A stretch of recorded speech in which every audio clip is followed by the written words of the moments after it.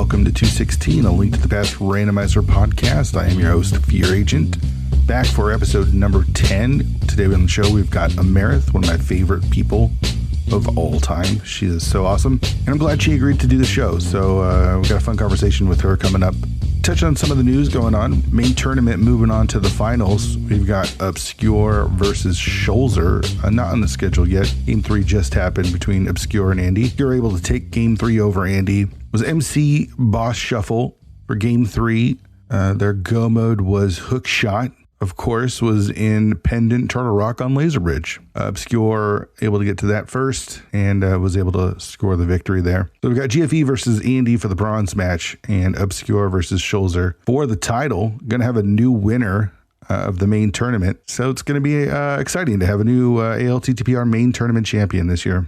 Crazy that we've come to the end of the main tournament. It always feels like it's like wait, and then the tournament lasts forever.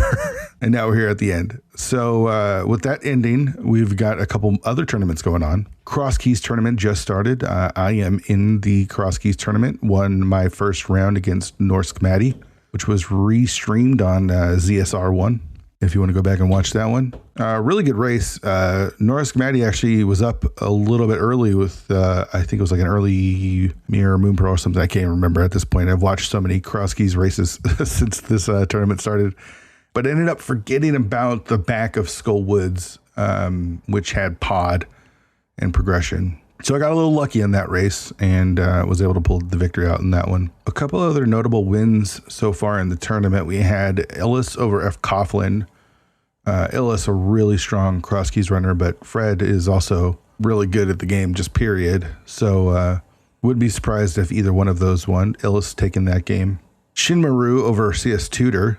Another one that would probably, I guess, be considered an upset, as CS Tudor's one of the top ladder racers every season, especially in Cross Keys, finishing usually in the top like 3 or 5. Two big wins happening that I don't think many people predicted. We had Kaysden over Wall Kicks, and that's not to take anything away from Kaysden. Kaysden's an excellent runner. Wall Kicks is one of the best Cross Keys runners in ALTTPR, though, so seeing him lose round 1 is a bit surprising. Kaysden pulling off a bit of an upset there. And then Boo This Man over Dazed Cloud. Not real familiar with Boo This Man, but again, Dazed being one of the best Cross Keys runners in the game. It's always surprising to see them go down in round 1. Would not want to be 0-1 and have the potential of facing someone like Wall Kicks, or wouldn't want to be 0-1 and having to face Wall Kicks or Dazed Cloud. Going to be a tough matchup to get paired against one of those two in round 2 if you're 0-1. So this is rando though, and upsets happen. One of the reasons why we love this game. It's exciting to watch all the Cross Keys matches that are going on right now. Cross Keys being basically the only mode that I ever play. Always into watching more and more Cross Keys. So excited to have this tournament going on. Kaz Boots tournament is just about to start. They announced the groups today. 128 people, I think. Didn't get a chance to watch the reveal stream, but took a quick glance at the groups. So it's groups of 4. You'll play your opponent twice, and the top 2 of the groups will move on to the bracket stage. Group Z has both Buen and Jim in their group. Maybe number 1 and 2 of the entire tournament in the same group. That's scary. If you're in Group Z, you're going to have a tough break there trying to make the brackets with both Buen and Jim being in the same group. Just filthy. Just filthy. Group AB has Amarith, who's, again, our guest on the show today. Teto, Willard, and Chelsea Lynn. That's a tough group. Don't know who the two are coming out there, but should be a fun group to watch. Group AE has Skelly, Kaysden, Zelga, and Leoria. So another tough group. You know how much of a fan of Zelga I am, so I like his chances coming out of there. But the other 3, I mean, only one of them can make it if Zelga is the other one. Kaysden and Leoria being on the same league team, JKLOL, will have to be facing off against each other. That's always fun when you get league teammates having to race. So yeah, 128 runners in that one.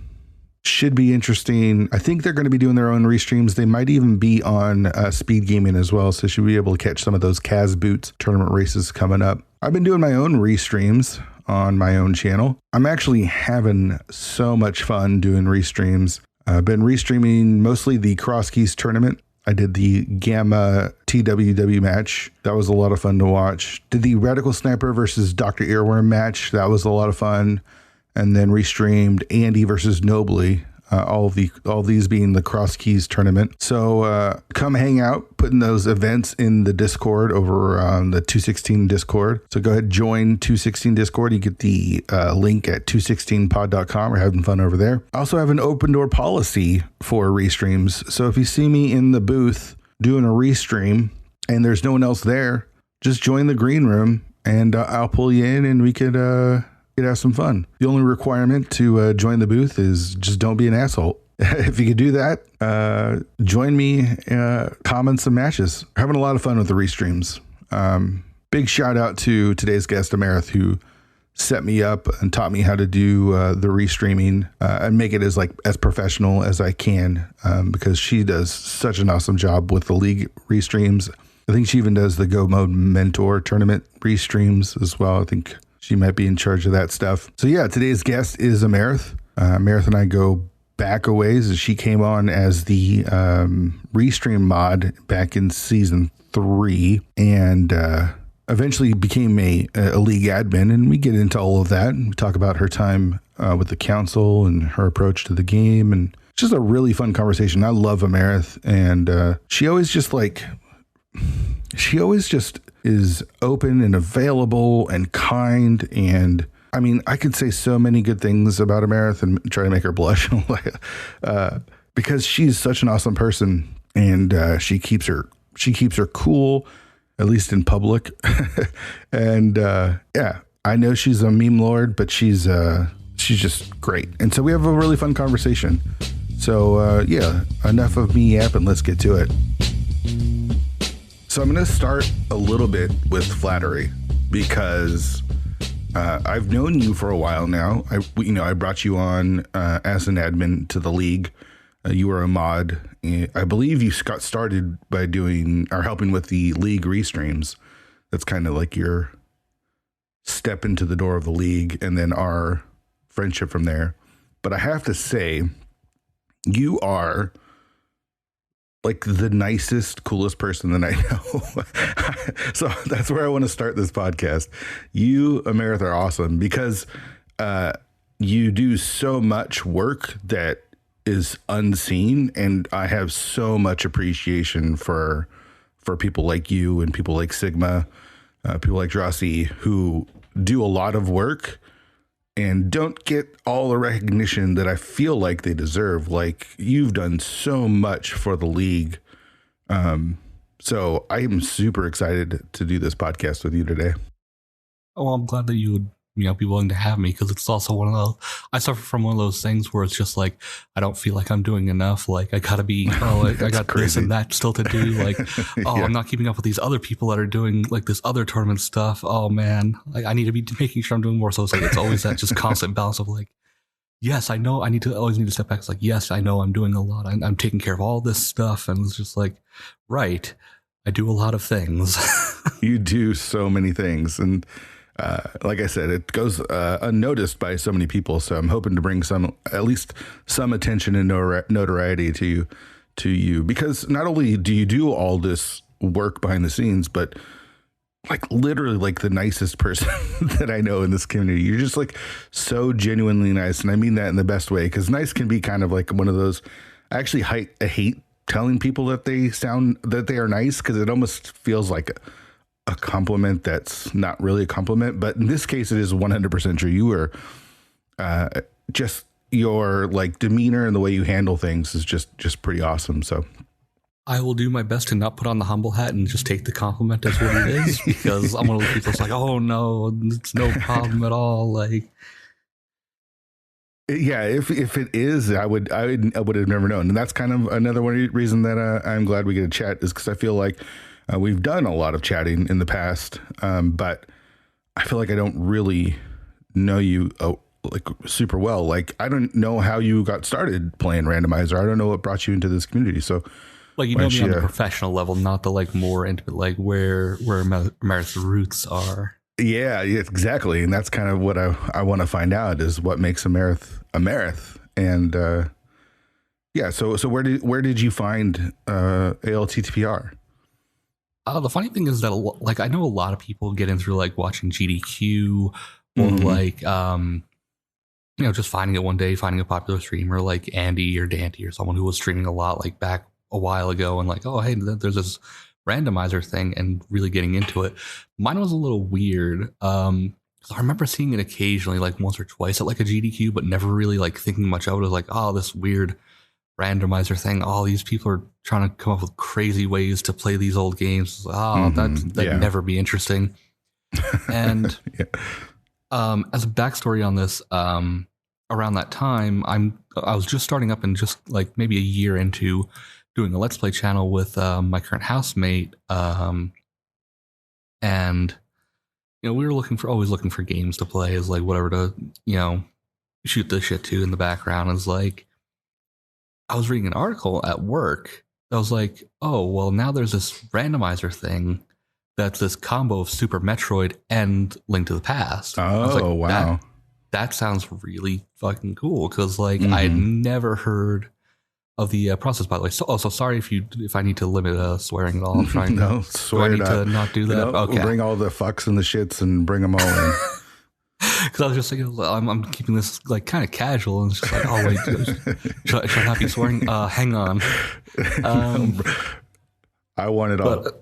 All right, you got it. So I was just reading through, and I was like, man, that sounds really interesting. So I was just playing.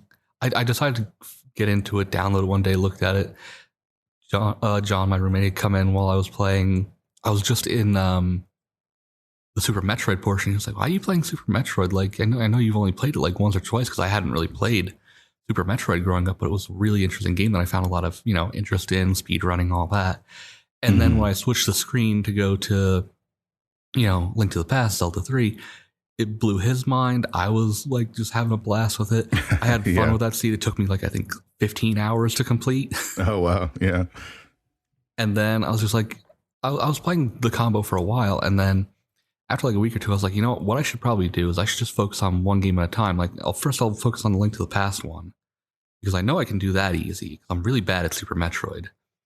Okay. I'll focus on Link to the Past for a while, and then I'll switch to Super Metroid, and then I'll just be really good at both, and it'll be really awesome. And then my usual thing happened where that second part never happened, and we just kind of stayed in the Link to the Past sort of realm, and just kept going from there. Have you played through Super Metroid? Because that's, even though I've played a ton of retro games and I grew up on all this stuff, the Super Metroid games I've actually never completed. I started it on stream one time and just never went back to it. My very first playthrough of Super Metroid was, I think, like from start to finish, was I think about like 4 or 5 years ago now. Like it was very like recent, and as far as like recent times go compared to how old I am, which is about like I'm in my 30s, I'll say. Well, I was a 90s kid. But yeah, I hadn't touched the game, and I never really got into it just because I didn't really have that many Super Nintendo games growing up. I always joke with everyone that was like, oh, well, I had 2 Super Nintendo games growing up. I had the Pac-Man game, Super Mario World, and Championship Pool that the computer literally cheated at. That's so funny. So you were doing Let's Plays before you got into Randomizer. Were you already familiar with Twitch and kind of the Let's Play thing? Because I didn't learn about Let's Plays because I am an old curmudgeon. I am older than 30. And, I didn't know that Let's Plays, honestly, I was super late to YouTube in general. Like I wasn't watching a lot of YouTube. So what were you doing Let's Plays and Twitch before you got into Rando? Yeah, we were doing Let's Plays on mostly YouTube. We had the intent to, do occasional like Twitch stuff and all that. And we were familiar with the Twitch platform because going back a long, long time ago now, we used to watch like Day 9 doing like StarCraft and like the weekly like shenanigans and stuff that he would do. Like the user submitted like matches, and one of our favorite user things was always like the Nukes and Seuss thing that occasionally made a re-round where anytime you dropped a nuke, you'd have to do a Dr. Seuss rhyme. And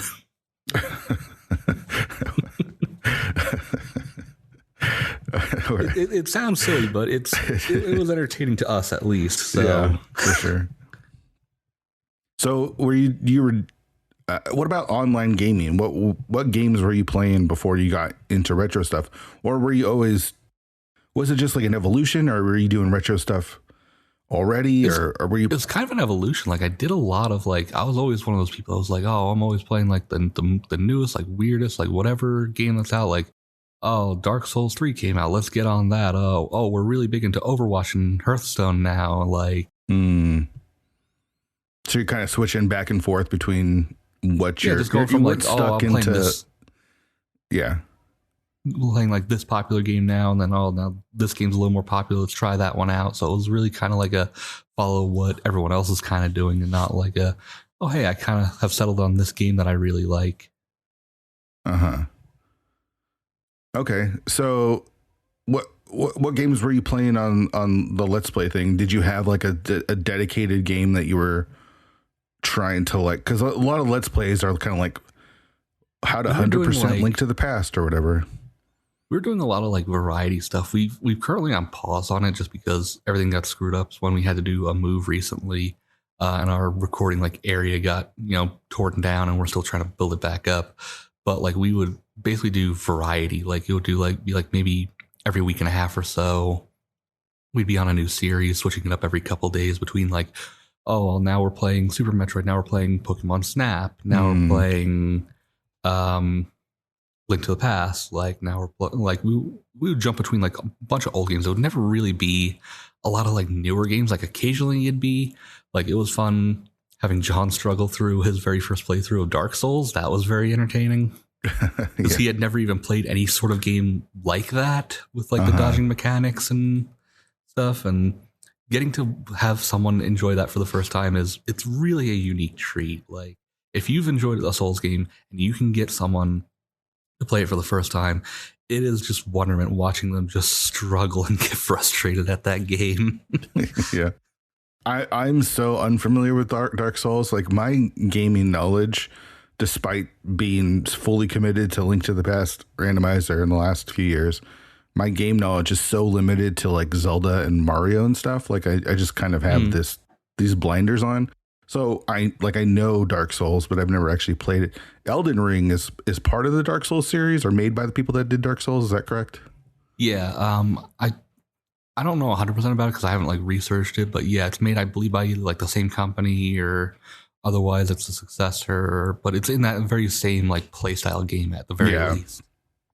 So you guys aren't jumping into the Elden Ring playthroughs? I haven't or touched it yet. I haven't had the time to really get into one of those games right now. Like life's been a little bit tight on like, oh well, let's get this game now. Let's get this game now. Because like I said, we had that move, and that's kind of screwed some things up a little bit. But like, it's still a game that I'm looking at. It's like, I kind of want to pick it up eventually. Maybe once it goes on like a sale or something, I'll grab it. Sure.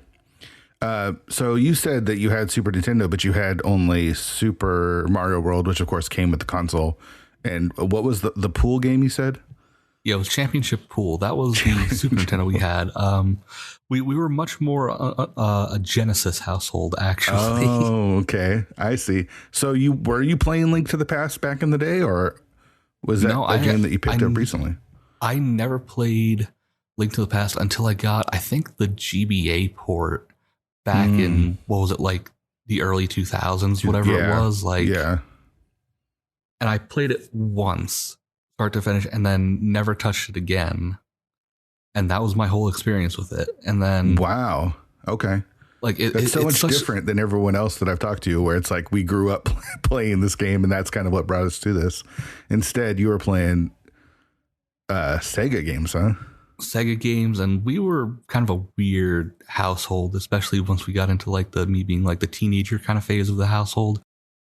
Because what we would do is we actually, there's a very strange, it's going to sound very strange, but it's one of those weird family dynamic things. Our set of family, which is me, my dad, brother and sister, and two step sisters, and my stepmother, as well as my aunt, uncle, and their two kids, got really all under one household. Not necessarily all under one household, but like we would all be doing this. We actually got into playing Pac-Man competitively, believe it or not. like arcade Pac-Man? Which version of Pac-Man? Arcade Pac-Man, like Miss Pac-Man, Miss Pac-Man. Would constantly call each other like, hey, this is the current top score. So-and-so got the top score. And it was like everyone's like back and forth trying to beat whoever was playing last. And we were getting pretty crazy with it. It's kind of a weird. That is strange, but it is super awesome. Yeah. Like it's one of those things you don't really think of like families doing or getting into something crazy like that as an entire family. But like that, I thought that was probably one of the coolest things I had growing up when we were doing stuff like that. Yeah, that does sound cool. That's hilarious. So you're you're playing competitive Pac-Man. I'm guessing you're playing on Genesis and some of the other consoles then? Not even. This is the kicker part is, those crummy, like, bought it at Walmart. This is like arcade joystick has the plugs into just plug in the TV. Yeah, it was those. Oh wow, that is amazing. That is amazing. Yeah. So you kind of have this very broad sense of video games. So you didn't grow up a Zelda kid then, or a Mario kid then. You were playing all the other things. When did you ever like fully get into it?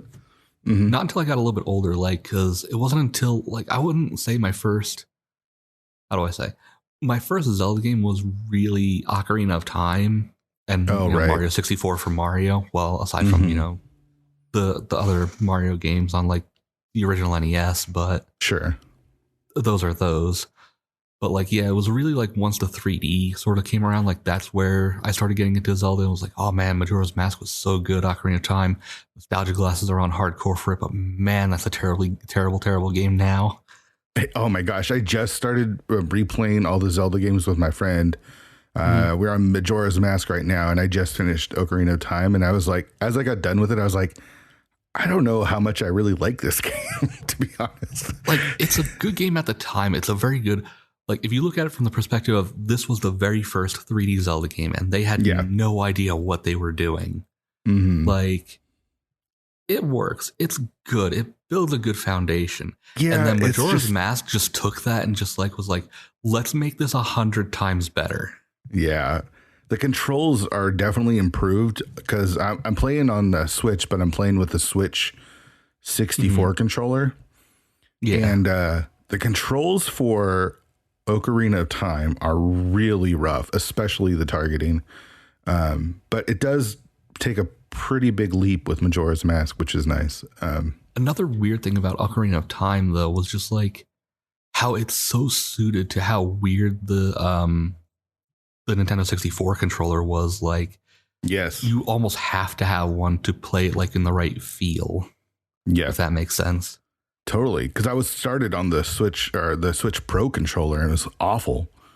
Yeah, I can imagine. It was awful playing Ocarina of Time with the Switch controller, especially because on the Switch you can't remap the buttons, so you're just stuck with what they give you, and it was awful.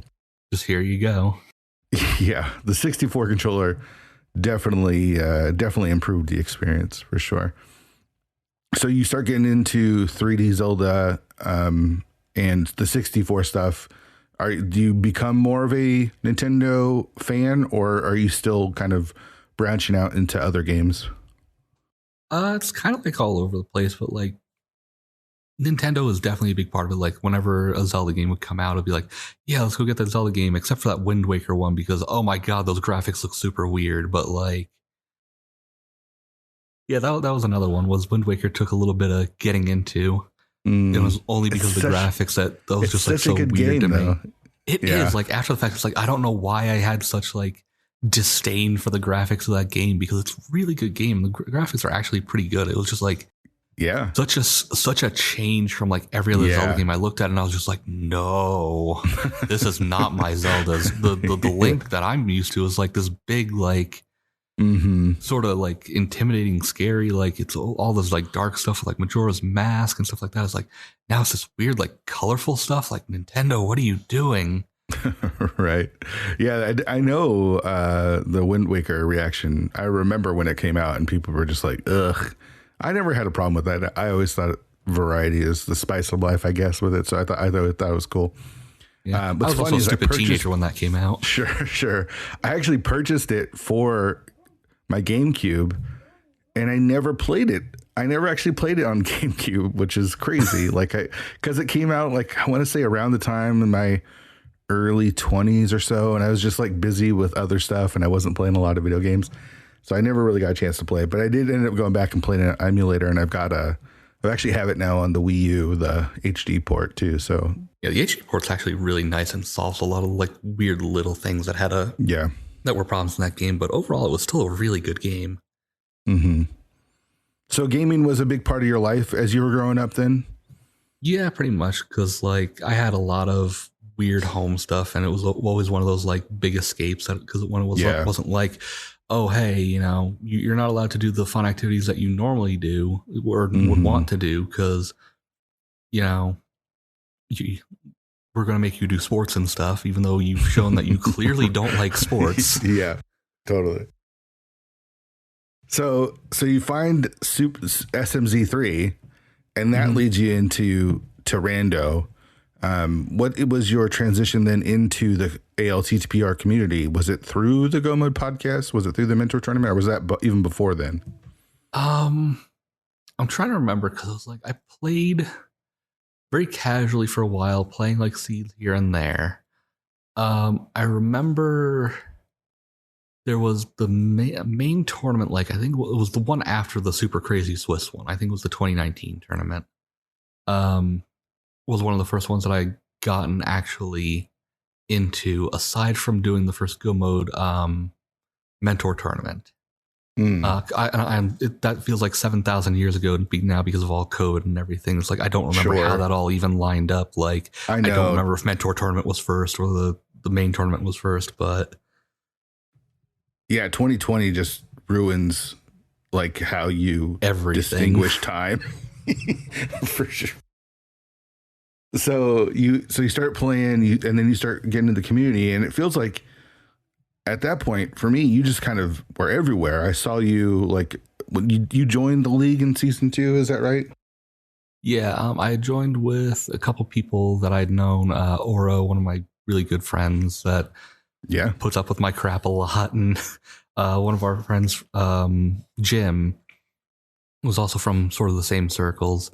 And, that first year was just like, let's just play for fun. This league thing sounds like a cool thing. Let's get into it. There's a lot of silly modes and cool modes in there that we like. Let's just screw around and see what happens.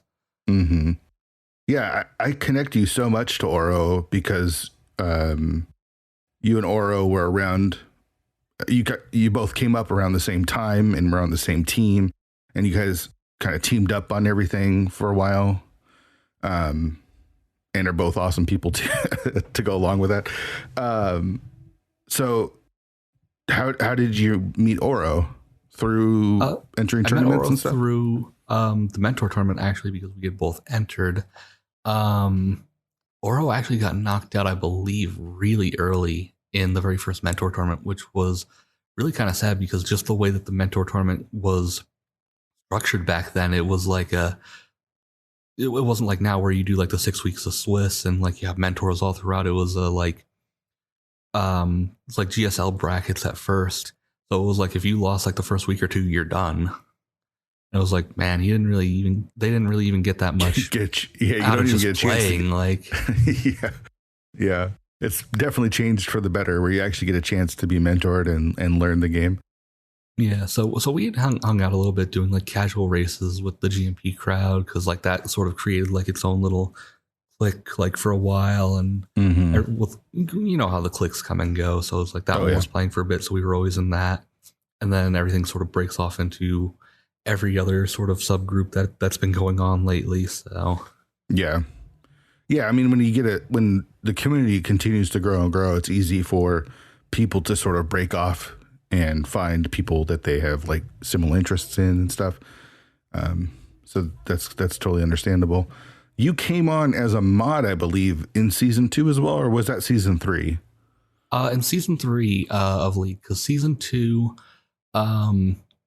was around the time that I was just learning how to restream. I was taught by, if you remember him, Vash. I can't remember the rest of his username, but he was really big about helping a lot of like restream stuff between like GMP, Plando, ALTTP randomizer channel. Like he was pretty up there. Like, and he still floats around every once in a while. I catch him every once in a while in the occasional stream here and there. And I'm like, oh, hey, how you been?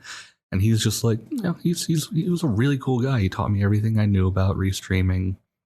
And then I guess I impressed you guys enough with the amount of restreaming that I was doing and stuff like that in season 2 that you guys asked me to come help with season 3 to do mod stuff when the position opened. So like, yeah, let's jump on that. Yeah, that's right. Yeah, Marty, who is our restream lead in seasons 1 and 2, left.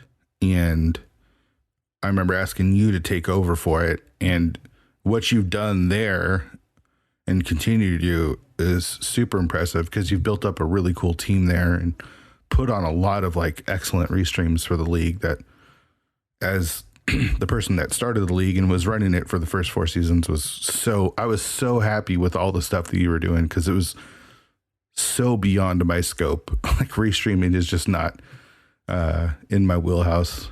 Yeah, I think my favorite thing with restreaming though was like between everything that I know and learned about doing restreaming, and then having Oro and Sigma come on and just help build the league restream package that we had. Oh, right. That just streamlined the whole process for season 4 was just absolutely amazing. And just shout outs to those two like so much on that to make it to the point where you could just train a new restreamer to do league restreaming in about like 15 minutes and basically tell them just like, here, all you do is you load this up, you put in your passcode, you tell it, hey, it's this thing on the speed gaming schedule, and it loads everything in, and the only thing you have to do is crop and border everything. And it's just like, wow, that's super simple. Yeah, it's super impressive. So you then also get involved with everything because not only are you a mod and eventual admin of the league, but you're also on the council. And I believe, are you still on the council? Currently, yes. And currently, are you still leader as well? Yes, currently leader with Dante and Boyne. Okay, and this is, I think, your second or third term of that, right? Yes. This is council session, I think 6, and I've been on for I think 3 or 4. So what made you want to get involved in that sort of aspect of this community? A lot of it was just like the, you know, sort of just being like I saw the kind of people that were like in the council for the most part, and took it kind of as like a, hey, you know, I kind of want to join as like a originally like the like, hey, this is from the perspective of someone that's like a restreamer and trying to do a lot of volunteer stuff, but is also, you know, actively a player and maybe not like the highest up there player, but like, you know, still knows their way around the game and isn't just like, you know, floundering through seeds left and right. Right. Like I'd wager to say that I'm good now when I cannot, you know, shoot myself in the foot, but I'm still not up there with like the crazy, like top tier people, like, you know, your Andes, Dantes, your tournament winners, Gamma, you yourself. Like I can't quite match you guys just yet, but I'll maybe get there. I believe so. Yeah. So you joining the council was trying to get your input into the racing. Gosh, it's the council is such a strange thing to me because I was a member of it when it first started, and it was kind of like the Wild West when we started it because we didn't really know what was going on and we didn't really know exactly what we were doing. And then Petrin came on and helped develop like all the laws and the rules and all that kind of stuff. Yeah, the bylaws and all that. And it's I don't know, it's a weird aspect. Like it's a necessary evil, I guess, but it's also one that I'm like, doesn't even feel like it's as active as it used to be because we're not finding new glitches and things like that. And I'm not even sure what you guys are doing behind the scenes right now. It's nice when the council is quiet. Like I'll say that at least. It's like, you know, there's always stuff like going on in the background. There's always like little discussions here and there, but it's like, as long as it's not like there's 1,700 people cheating, or we got like, oh man, Yuzahara found another glitch with Samari. I was like, oh geez, great. Now how are we going to classify this one? So did you have a goal in joining the council? Was there a specific thing? It was kind of like to be sort of like, because at the time I was still a fairly newer player in my opinion. I was like, I want to kind of be like that voice to the newer player, like hey, I'm still like just joining, like I'm still trying to like get into tournaments in general. These are the kinds of things that I'd like to see happen with like the rules when they were doing the glitch review and stuff like that. So it was really kind of like a get that newer player kind of perspective when I initially joined. Yeah. But now you don't have it. I mean, you've been a part of the community for years and years and years now. Do you have a different goal, or is it just kind of remained the same as a not only a member of the council? My goal now is to be a voice for all the crotchety old people that are just like completely fed up with the game and and just like, man, I'm never going to be good at this. And right. Why do they keep allowing all these new glitches? Yeah. So what is that voice? What does the voice there say for those crotchety people that don't like new glitches and don't want things to change? And, we haven't had one come up in a bit, but like, it's always like, at least for me, at my stance on when like the glitch stuff comes up and stuff and things like that for council is always like, I see a lot of like usually one side of the argument for a glitch or for coming down on an argument on something. And it's just like, generally I'll try to just take the opposite side and just see like, hey, what about it from this perspective? Like, sure. To use the example of just like, a cheating allegation, for example, like, oh man, this guy's clearly like doing all this weird cheating stuff. It's like, well, what if he's not? What if like this is their mindset while they're doing this, what seems to be strange routing, like out of like, because context a lot on looking at things like cheating really kind of matters. Yeah. So cheating is so hard catching it because of that, right? Like we don't have access to everything that they have, so you can never definitively prove that someone cheated unless they admit it, right? Yeah, because it's like you don't know what they have on their screens that they're not showing on stream. You don't know what they're thinking. You don't know what they might be saying, like, externally that's not to their stream. You don't know what they're looking at. Like they might actually be stream sniping. Anybody could be stream sniping. Like cheating is like one of the easiest things to do. It's just like it's just eventually you're gonna screw up and get caught. So yeah, it's a matter of on what. So it never really pays to actually cheat. So please don't cheat. Don't make my life harder. That's the thing. It just makes life worse for everyone else, especially on the people on the council. So yeah, you kind of dogged yourself a little bit as talking about your play skills. You almost qualified for the main tournament this year, right? Yeah. Like I was reviewing through like all my qualifiers that I had played, and I was like, man, if I hadn't like screwed up so executionally on this one run, I would have been in. I'm just like, man, my biggest problem is like, I know I'm good. I'm very good at this game. My only problem is that I just shoot myself in the foot, and either I choke on execution or it's just like, I will just blow it completely on routing.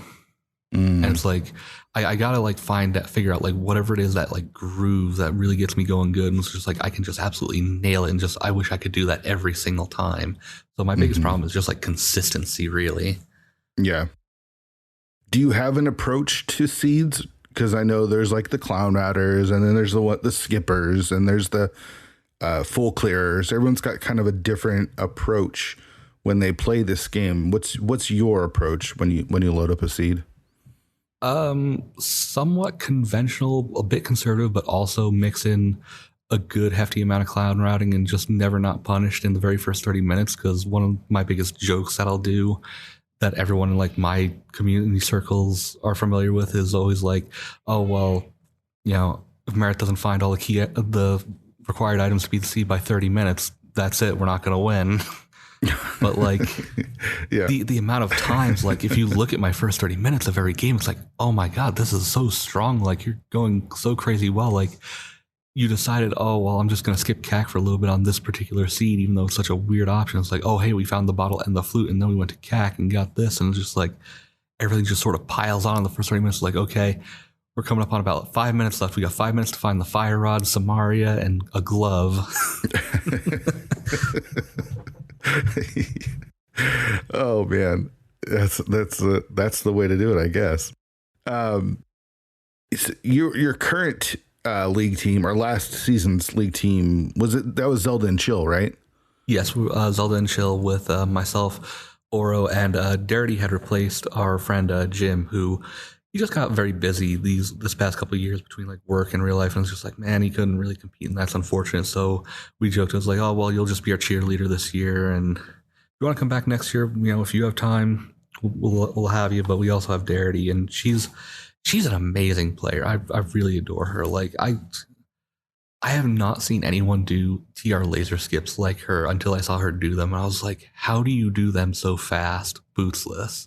Like, it literally looks like she just walks up to the laser, just like runs on through, and just like no stopping. I'm like, yeah.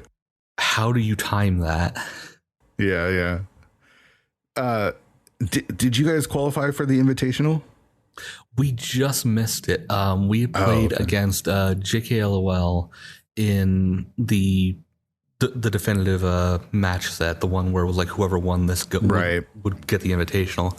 So we were like just under, and we went, I believe it was 1-3 versus them. Man, it's so close, just right there. But shoot, you might even still get. I feel like you guys are right on that cusp of making the Invitational. If the admin team really likes us this year. Let's talk a little bit more about League, because you are one of the 4 admins on the League. I no longer am, so for the first time, I have no idea what's going on. I don't. What is season 5 going to look like for the League? Have I think things started to flesh out, or we've already started talking about like the development of League, and I have no idea when this particular episode is going to go up. So. I'm trying not to say anything too super spoilerish, but like we've already got a good handle on how we want to see like the playoff structure go, what modes we want to see for the main season, and a bunch of back end stuff that Sigma's always working on, because when isn't Sigma working on something for the League? Right. Yeah, totally. So, but like, yeah, everything's sort of like getting into a swing of things, just constantly thinking like, oh, well, do we want to make this minor change? How do we want to handle this year based on the feedback from last year? Because some of the feedback from last year was just like, we got that we really kind of want to pay attention to was the variety of modes in playoffs was a little bit of an issue, at least for games like 1 and 2. Like everyone seemed to love like the game 3 and 4 thing was pretty good. Game 5, everyone that got to game 5 had a blast and was just like, man, I wish we could have had this more often. Yeah, which was the co-op retrons. Yeah, and it was such a fun mode. Like I'm glad that so many people actually really liked that. Yeah, that was such a contentious point, right? Like when we announced that mode, people were like, I don't want to do that, but it's super fun to play. Like I think it's one of the best. Once you actually get to it, yeah, once you play, it's actually a lot of fun. I think the problem was no one had played it. So yeah, so it was that new thing, fear. Yeah, people don't like it. The curmudgeons didn't like us introducing something new. I do think this weird new mode now. Oh, what are they doing? Yeah, like even the ladder, right? The ladder has Ambrosia. Was it called something Ambrosia like that? 1A. That's like some weird Zelda spin-off of Zelda Retro. 1. It's just like. I don't know how I feel about that. I still want to play like 1 or 2. I haven't hopped into it just yet, but I'm like, it's a little weird of a mode. I'm not sure if it's for me. What are your feelings on the community overall? With the Link to the Past randomizer community, what do you think of it now, and where do you think it's going in the future? Are we growing? Are we shrinking? Is it? I don't know. Tell me what are your thoughts on the community? In general, I think it's still growing. Like it's growing a lot faster than even I think it's growing, because for the Mentor Tournament, we were trying to project like how many people would be applying this year, because this is like at the time of this recording, we just finished like the cutoff for applicants and stuff. Not to date the episode or anything, but I was dead certain that we weren't even going to have about maybe half the signups like within the first couple of days that signups were open, but it was like we were well past half after like the second day, and I was like, oh no, this is going to go terribly. That's hilarious, because I had no idea. Are there new people playing? And apparently there's quite plenty of new people. We got a lot of like fairly green people this year, and I'm looking through like the async times and stuff that we have and anything that they have on record. I'm like, man, these people are really new. How do we have so many new people still coming into this community? I was just like, this is actually kind of impressive. I did not expect this kind of growth to continue after COVID had happened, because I thought COVID was going to be like our biggest like growth period, because everyone was home, working from home, not doing anything, and watching like YouTube and Twitch constantly, and constantly getting moved into, hey, what's this randomizer thing, and getting into it. That was like, yeah, that seemed like the biggest growth period, but no, it just still has not stopped. Mm-hmm. Yeah, it's super cool to see. So you're actually, are you an admin for the Mentor Tournament as well? Yes, I'm an admin for the Mentor Tournament. I'm an admin for League. I'm on the council leader. I got fingers in like every pie. So you sure do. How do you manage all of this? How do you play the game? I guess that's the answer, right? You have to somehow, because I know you still race and you have your finger in all of these different pies. And for me, that's kind of where my burnout came from, is just trying to do too much. Do you worry about burnout? Do you worry about adding absolutely. Too many things? Like, I'm definitely worried about it. I'm looking to maybe cut down on things, but it's also one of those problems at the same time that it's like, oh, well, there's these other things spinning up. It was like I kind of want to help out with, or like I want to see happen, because like I remember talking to someone about a tournament that skipped like the last year. I was just like, you maybe want to get a tournament together for that this year? I'll help you. And it's just like, no, you've already got too many things on your damn plate. We're trying to drop things, not add things. Yeah, totally. One thing I like to ask my guests is talking about tilt, and how do you deal with tilt? How do you remain positive and not let the game wear you down when you don't have a 80% winning streak, like or win streak, like someone like Gamachu or Zelga Desan, or someone who Airy, who's wins 8 out of 10 races? How do you Amarith, I need help. This is the thing I need the most help with. Like, tell myself on stream when I'm racing, and I haven't raced in over a month, it doesn't matter if you win or lose. It doesn't matter if you win or lose. It doesn't matter if you win or lose. And I try to tell myself that, and I try to believe it, but how do you get through that feeling? Yeah, like there's sort of like the long aspect and the short aspect of it. And I feel like I've got a good handle on the long term aspect of tilt, but I definitely have problems with the short term. So example, like I've never had a really great super like win rate. Like you look at me on ladder, I'm like, I haven't been above 50% since season 2. And that was like 1,000 years ago. That was like literally my worst season. I think I went like 5 and like 30 or something absolutely just horrid, like, and just have not recovered since. And just the constantly like, oh man, I should be doing better than this. Oh man, blah, blah, blah. It's just like, you always just got to take a step back and just look at like your overall play over the long period of time. It's just like, yeah, I am actually pretty good at this game. I've beaten P-Train 2 out of 3 times, and made many pretty funny jokes about that, and like just sort of like taking in the big picture. It's like, yeah, like I have all these victories under my belt that prove that I know what I'm doing, that I can play. So, this long-term tilt is like, oh, that's not really anything. Like, I know I'm a good player. I just need to focus on my short end. That'll get things better. But the short-term tilt, like the immediate, like in the moment, like losses, like tournament losses, are always absolutely terrible for me. Yeah. Like I am, how some people get really super salty, and they will just like go crazy and just like say whatever. Yeah. Like I at least got myself down to a point, because I would be that kind of person. Like if I wasn't as together as I was now, like if you put me back in my shoes like 10 years ago, I definitely would have been that kind of person that like outbursty, like, man, after this game, this stupid location doing, this game sucks. It was just like a lot of it is to step down, like, talk to your opponent like a human, like, hey, good game. I apparently didn't play the strongest. But I do also tell them, it's like, I'm a little upset at this loss, and I'm going to try to not, be terrible about it and be a bad person about it. But I'm just letting you know that I'm just not necessarily okay right now. And being able to sort of air that out is just like, I think, a decent thing to at least have with your opponent, because you're like at least being straight with them, like, hey, you know, I'm really glad you won, but also like, you know, I'm very clearly frustrated, and I'm not going to be the most chatty person in the world when we try to like be super friendly at the end of the match. Because everyone wants to like, oh man, I want to talk about this seed. Like, oh man, how did you do this, this, and this? And it's just like, there are some matches though where you're just like, I really don't want to talk about this. I don't want to do anything about it. If you talk to me, I'm going to rip your head off. Like, it's just like,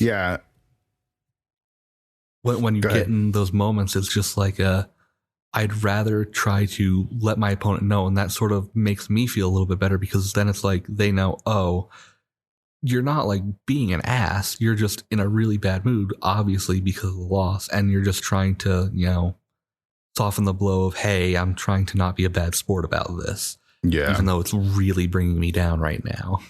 Yeah. I think the thing I have going for me the most is I'm quick to apologize, because there's times where I say things and I'm just like, you know, I'll walk away from Discord or whatever and then go back and realize, I shouldn't have said that, and apologize to them. Because it's, you know, like, it's so hard. You want to, for me at least, when I get angry at myself more than I get angry at my opponent. But just because I get angry with myself doesn't mean I don't take it out on my opponent. Yeah, same thing as sort of like what I was saying. Yeah. So balancing that and trying to understand that and trying to manage that, I think that might be the goal of this entire podcast, is try to have everyone tell me how to manage my own tilt, which something that I've got to figure out on my own. But I always find it interesting because some people handle it really well. Like, I don't know if I've ever seen you on stream get tilted or hear you get tilted, I opened our conversation with talking about how nice you are, because you always are nice, even in defeat, I feel like. So I'm actually a little surprised. Is that I'm glad that we have the 10, 15, 20 minute stream delays during tournaments and stuff like that, because that really, actually, I feel kind of gives you that time to just sort of recompose yourself, get ready to do an interview, or decline the interview if you really think you're in that bad. Like, that's, why you can say, hey, I don't feel like doing an interview right now. I'm really not feeling it. So yeah, like, really take those more seriously. For some people that actually need it, is like, if you can't talk about the situation afterwards, it's like, then don't, like, just stop, like, get away from it. Like, use that couple minutes after the race, rather than chatting up with your opponent, tell them, hey, I'll be back to you in a minute. I need to go calm down. Like, get up, go get some water, go to the bathroom. Like, just step away from the moment and just recompose yourself. So that way, you're a little bit more yourself when you come back for doing an interview. Because all those feelings just like come at you, like, at the very end of the race, like when you win or lose. So it's like, all that really in the moment stuff. Yeah. That's the hard part, is not reacting in the moment. And, it's something I hope to better myself in. Totally. How long do you see yourself being a part of this community? Do you see it like if you play the game less, do you feel like you'll still stick around, or do you feel like, to stick around, you got to play the game? Or what are your thoughts there? It's really hard to kind of say. Like, eventually I'm probably going to have an exit at some point, right? Like, you can't just play this, forever. Like, well, maybe, but who knows? But like, probably eventually stop, move on to other things, and slowly just sort of wane out of it. But like, as long as I want to be helping at least manage, like, still playing occasionally, like, it's sort of going to be at least a little bit of both, if anything, like, just scaled up or down depending on how much free time I have. Yeah, it's hard to leave this community because there's a lot of excellent, great people that I consider friends, and I'm definitely glad to count you as one of my friends here. So I'm very thankful that you consider me one of your really good friends. I really enjoy having you as one of my really close friends too. So it's awesome. Yeah, I think we covered it all. You good? I think I'm good. I can't really think of too much else to add. Like, I'm really not the super like most talkative person. Like, I'm one of those introvert people that just like, get me away from the public's eye. I don't want to see you people. Right. There's a reason you're behind the scenes. A lot of stuff is because you don't want that recognition. And here I am dragging you out. Like, let's heap praise on Amarith. Because I don't mind it every once in a bit. It's fun. It's just I'm not the kind of person that could just like be up there every day. Like, hey, you know, we're doing this. I can't be the forefront person really. Like I try to be sometimes. If you were in a band, you were not the lead singer. You're not the front man. You're the drummer in the back, making sure that everything is steady. Because you steadied the ship for sure in times of distress when we were running the league together. So I thank you for that. But thank you so much for doing this. I really appreciate it. Yeah, I'm glad you had me on. Like, this was a fun thing that I got to do that. You know, just sit here and chat for a little bit about like the history of this weird cat. All right, thanks, Amarith. I was really excited when I asked Amarith to do the show and she agreed. I'm just gonna gush over how awesome she is because of who she is. She's just an amazing person. Even if she didn't selfishly give her time and her energy to everything that she does for everyone else so that everyone else could benefit, she is still an amazing person despite all of that she gives. The time on the council, the time as the admin of the league and the restream person over there and helping people with the GMP Mentor Tournament and stuff. She's just amazing. So I'm glad she agreed to be on the show, and I'm glad we got to spend some time talking and delving into her past a little bit as well. So we're winding down on the season. Episode number 11 is going to be next Monday. We've got Magnet Hands on the show. Let me tell you, you're not prepared for this conversation because I wasn't prepared for this conversation. I didn't know Magnet too well. I've watched him on his streams. He's pretty new to the community, but getting to know Magnet has been a huge pleasure, and one of the benefits of doing this podcast is because he's such a great guy, and I didn't know all the stuff about his history and who he is, and I love that Magnet isn't afraid to share who he is and what he's going through and struggling with, and we get into it. So prepare yourself for next week because it's an excellent conversation, and I love talking with Magnet. We'll end the season in 2 weeks with Solski. We'll take a little bit of break, and then we'll be back for season 2. Already lining up a bunch of guests. So hope to have the entire guest list ready for you all by the end of season 1. Got a couple more confirmations I need to do. But I can't thank you all enough for being a part of the show. If you can, subscribe wherever you get your podcasts. Join our Discord. 216pod.com has a link to our Discord. I'm doing restreams. Again, I've got that open door policy. So if you ever see me doing a restream and I'm alone in the booth, just jump in that green room and I'll drag you in. Well, again, the only requirement is don't be an asshole. and there's no assholes over at 216pod.com in the Discord. So don't have to worry about that. Thank you all so much for hanging out on my stream, for the subs, for the follows, for listening to the show, for subscribing to the show. I can't thank you all enough. Like, everything is just awesome right now, and you're really helping me enjoy being a part of this community and enjoying this game. And I can't thank you all enough.